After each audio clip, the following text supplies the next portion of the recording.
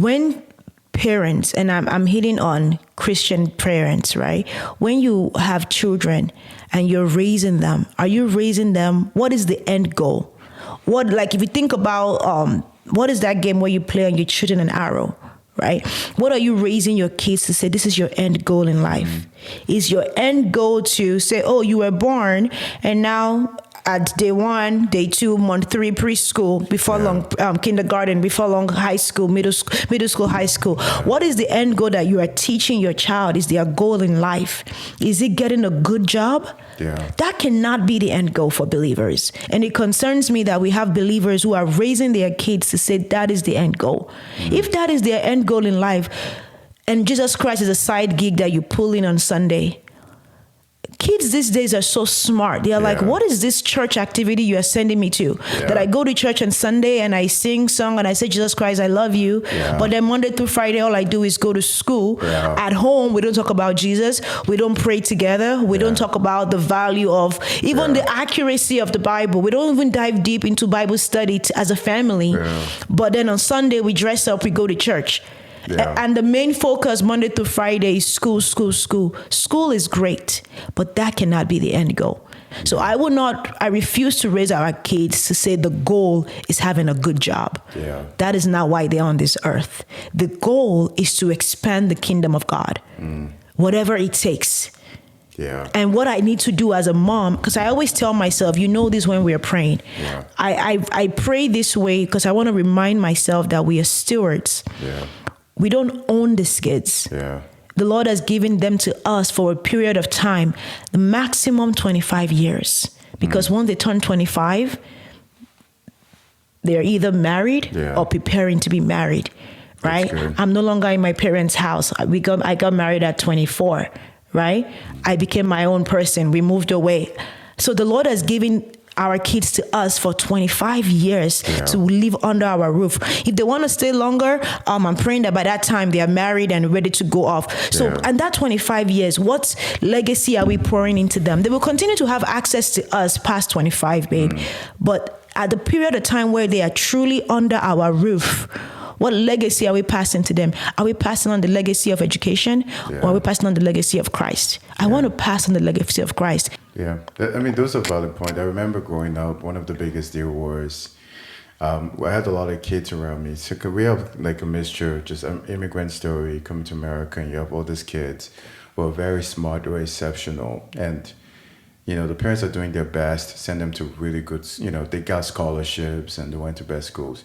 But I think what always surprised me is like parents don't know what they do outside of, they show up in church, they will raise their hands. So there was a time, I think I read an article a long time ago about, are we trying to raise, or maybe I made it a Facebook status actually, are we trying to raise good kids or are we trying to raise godly kids? Because I do think that as immigrants in America or as Americans, whichever way, as our parents have raised us, they've raised us to be good kids. They've raised us to be exceptional by being good. But when we talk within the world of Christians, you know, they've really struggled with raising us to be good, exceptionally good, to actually preserve the aspect of being godly, because sometimes they conflate the idea of being good. Like you get good grades, you behave yourself, you listen well. That means you're godly. You're like, good. You behave, you know, you're not, you know, using drugs. You don't, even sometimes the physical features, like you don't start like, you know, culturally start braiding your hair, you know, talking there's a persona that comes with it, the expectation to be this person, you know, that exudes success.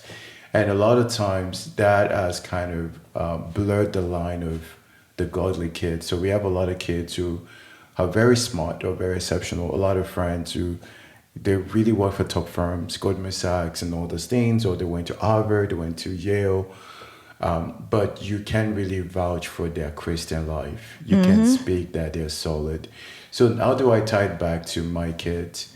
So I'm kind of mixed. You know, I'm conflicted a little bit because I love, you know, definitely I still respect Ivy League schools, the level of education, the prestige that comes with it, the acknowledgement, like top schools in the world, in America. And there's a part of me that you want to be among the best people. So that doesn't mean like it has to be Harvard. There are a lot of good schools out there where people are, but you want to be around those who are making decisions, who are driving decisions, and you're building relationship, because what school provides beyond education is actually network. Yeah. Actually, a friend of mine that went to a Ivy school, she went to Yale, and she would tell me back then, she was like, actually, a lot of the wealthy folks that come to school, their ultimate goal wasn't to get grades.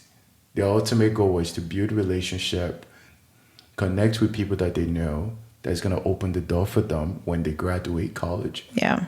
So, but my intent is, because we have an immigrant background, I do think a lot of times there's an expectation to work harder, Yeah. to do well. So there's an aspect of you and I doing a good job in instilling the fear of God in our kids, making sure they know the faith that alters. That we are not trying to be good, we're godly. But there's also the aspect of, I want my kids to be exceptional, meaning I want them to love Jesus. I want them to be at the forefront.